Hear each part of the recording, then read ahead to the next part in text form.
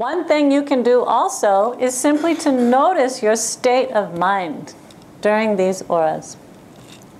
The process of enlightenment is really understanding yourself, understanding the ego, understanding how thoughts come to you, understanding the lure that you have from Maya.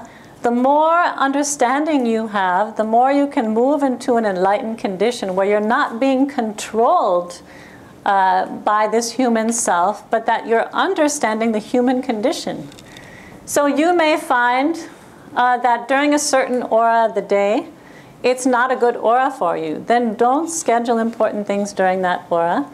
And I know people that don't schedule phone calls at all during an aura where they know that they are going to say things which could be rude or taken the wrong way.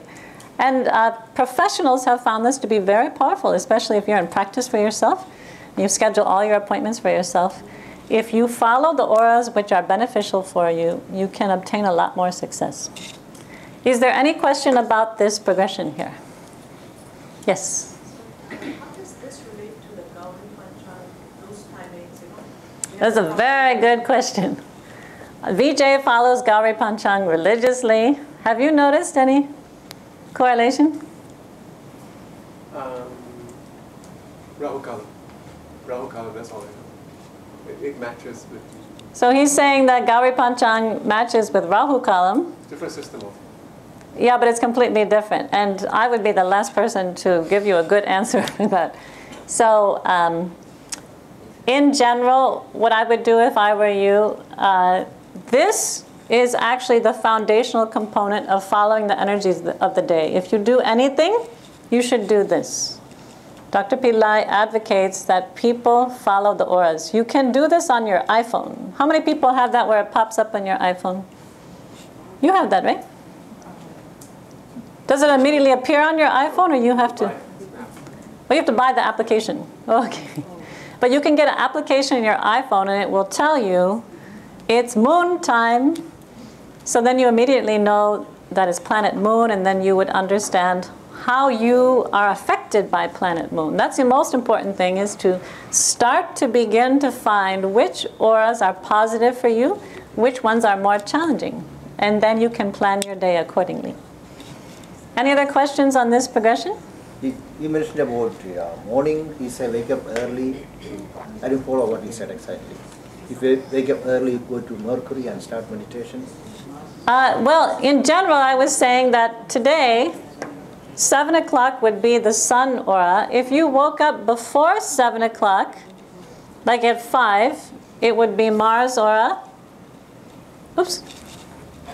1, 2, 3, 4, 5, 6, 7. Okay, so the only reason why I have sun down here again is, my friend taught me to memorize this, SUMMSJMS. But this would be the next cycle. This would be 7 a.m. today. Yeah, this would be 2 p.m. So you can, of course, wake up whenever you want to wake up. You may not be able to catch these 3 auras for meditation, or maybe you'll catch them in the evening rather than the morning. And it's not the simplest concept. There aren't that many people that follow the auras. But I would believe that people in Singapore, I've noticed that you're all highly disciplined. You have that great Kiasu energy. If you know, because Dr. Pillai has pointed out again and again, if a meeting goes wrong, he'll say, why didn't anyone check the auras? Yeah. Do you see we're meeting during Mars time, and that's why there's been so much dissension? So he constantly points out that intelligence is based on taking advantage of time. If you know that time is on your side, use that in your favor. Yes. This is a 5-hour cycle, or 5 hours? 7 hour. 1, 2, 3, 4, 5, 6, 7. Then it starts again. So it starts with sun, it ends with sun, only because I memorized it this way. But the 7th would really end here. So night time also, 9 p.m., we can also calculate like this. Yeah, if you just want to know in your mind that the first aura of the day, which is according to the planet that rules over that day, tomorrow, moon will be the first aura of the day. And moon aura will be relevant at 7 a.m., 2 p.m., and 9 p.m. So if you want to quickly calculate in your mind, you don't need to start at 7 and keep going all the way down. If it's 3 p.m., you can say, oh, it's the second aura of the day. S-U-M-M-S. Okay, U is Venus. That's literally what I do. I don't have it perfectly. I have no idea, because I don't have an iPhone. I have to run through my mind and do the calculation. But if you know 7 to 9, you can reach it a lot more quickly. Yes? Why is last time good for meditation? It's not, it would be good maybe for Murugan meditations. It's not so ideal for meditation. But it's within the box. This says moon. Yeah. Where's Mars? Right here. Couldn't see. Mars is better for exercising. Does it repeat every day in the same timing? It repeats this cycle every day, but the first aura is determined by the planet that rules over that day. So if you came to our other classes, I gave a list of the planets that rule over that day. We also have it posted on the blog, I believe. So again, this cycle begins with the planet which is ruling over the day. So tomorrow, the first aura will be? Yeah. And on Tuesday, the first aura will be? Wednesday? There we go. It's not that difficult to follow. It's more having an intention. One thing you could do is when you get up in the morning, you could find out if you've scheduled your day properly. Or, for example, let's say you're scheduling your hair appointment, right? I always schedule my hair appointments on Wednesday under Mercury, because Mercury rules over hair. So, for example, I'm going this Wednesday. I would go through the auras and pick the aura for Wednesday and only schedule that. And it works. It works. Wednesday and Saturday rules over hair, for those of you that want to know. So it's very easy to go 1 month in advance. If you have to schedule an important meeting, look at the planet that rules over the day, find out what the aura is during the meeting where you have it tentatively planned, and then understand, is this a good aura for this meeting? You have to know a little bit about the planets. It's time up. Okay, we have to end soon because we have another program and I have to go and take a break. So let me just cover a few more things. I've been talking about the power of malas, and we have our new 9-planet mala. It's very, very beautifully made. Another way of propitiating the planets is very simple. You just wear this on your body. Literally. This has the 7 stones for these 7 planets. I'm sorry, 9. For Rahu and Ketu as well. So when you wear this on your body, these stones are actually infusing the energy of the planet throughout your system. So Dr. Pillai recommends, he has all shortcut techniques. If you don't have time to pray to each planet that day, I usually do pray to each planet of the day. If you don't have time, you just put this on. And you can energize it every day by bathing it with water or milk. And this mala will become more and more powerful. Now these other items here, I've been talking about the Rudraksha mala. Om Namah Shivaya. Beyond doing the 1-minute meditation, if you do Om Namah Shivaya, or any mantra with this mala, again, as I was explaining before, when you touch this crystal bead, you are infusing yourself with the energy of attracting material things to you.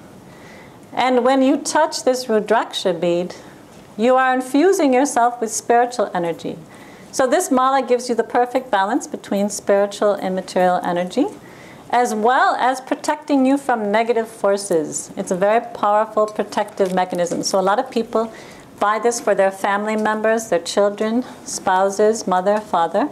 Even if they're not doing practices of protection, this mala will protect you. Then I've been talking about yantras. This yantra would be the yantra for bringing in spiritual energies.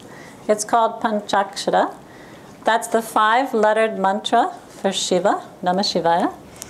And again, the yantra is merely a visual geometric diagram of the mantra or the form of the God itself. So the mantra, Namah Shivaya, is locked into this yantra. And the yantra is a machine that circulates this mantra throughout the environment of your house if you place it on your altar. So it's a simple technique. Okay, one more thing that I want to tell you about. I promised that I would speak more about this very powerful day of Radha Krishna's wedding day.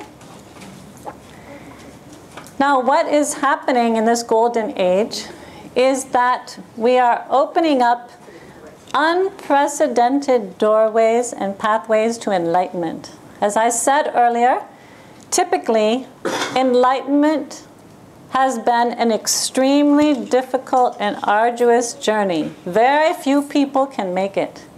And if you look back in the times of the great gurus, they would only have a few disciples with them that would spend time in the forest doing extensive sadhana meditation the entire day for years, 10, 20, 30, 40, 50 years, in order to obtain enlightenment. Now, the celebration that we have with us today is that today is really an important day opening up the doorways to a new path of enlightenment. On this day, the spiritual wedding day of Radha and Krishna, Dr. Pillai is empowering these archetypes to be the leaders of enlightenment for the golden age. And their path of enlightenment is through pure ecstasy. Radha and Krishna are two very high principles that embody abundance, creativity, bliss, ecstasy, but they practice this through music and dance. So they are using music and dance all day in order to bring the world into a high state of ecstasy. And Dr. Pillai teaches there are many new secrets about Radha that he is going to be revealing to the world. She is actually an incarnation of Lakshmi, and she is the highest principle of the goddesses that exist in the pantheon of all goddesses in the world. Radha is the supreme goddess, and he's going to be teaching many secrets of how to access her, as she is the path to Krishna, who is the supreme Godhead energy. Now, the beautiful opportunity that Dr. Pillai is going to do, he has finally agreed to give people direct transmission into pre-enlightenment stages of ecstasy. He has never done this before. I met him 18 years ago, and at that time, he was giving people very profound experiences. He could bring an archetype right into your living room and sit on the chair next to you. He stopped doing all those things because he found that people were not being grounded in earthly reality, and it wasn't time. So for 18 years, he has held back from giving people energy transmissions that would give them enlightenment experiences. But he's decided that from Guru Purnima, which he's going to be holding here in Singapore, that on that day, or actually we have our program about 4 days prior to Guru Purnima, he's going to be giving the first direct transmissions into enlightenment experiences using these archetypal energies of Radha and Krishna and unlocking the energies and placing them within you so that enlightenment can flower and unfold in a very blissful and ecstatic way. So this is a true gift. It's not going to be a long, arduous journey anymore. And Dr. Pillai teaches that the path towards creating the reality that we desire with manifestation, the easiest way of doing it is going to be through a daily path of ecstasy, bliss, and joy. That's through the secrets of Radha and Krishna. So I'm going to be giving you the foundation of the path of Radha and Krishna in several events before Dr. Pillai comes, so that you have a foundational place in order to receive the transmission that he's going to be giving during the time of Guru Purnima. So if you follow our blog, Vijay will be updating you about our next free events on the path of Radha and Krishna. This is something really to celebrate, because this energy is not only about every moment being bliss and ecstasy, but the body can enjoy eternal beauty. Abundance can come easily rather than effort and striving and struggle. And literally, the entire world will see a new paradigm where instead of accessing jealousy, fear, hatred, ecstasy will pervade the entire earth plane and be available to all. So this is really the predominant theme of the Golden Age, and Radha and Krishna will be the archetypes that will bring in this new world order. So we'll update you on when those events are coming and when Dr. Pillai's seminar is. His seminar is on July 9th and 10th. And I'll be doing several events before that in order to prepare you and give you the basic teachings. So it was wonderful being with you on this auspicious day. Have a wonderful rest of the day, and please join Dr. Pillai for his phone call tonight. He has a free phone call. You all know how to call the US from Singapore, right?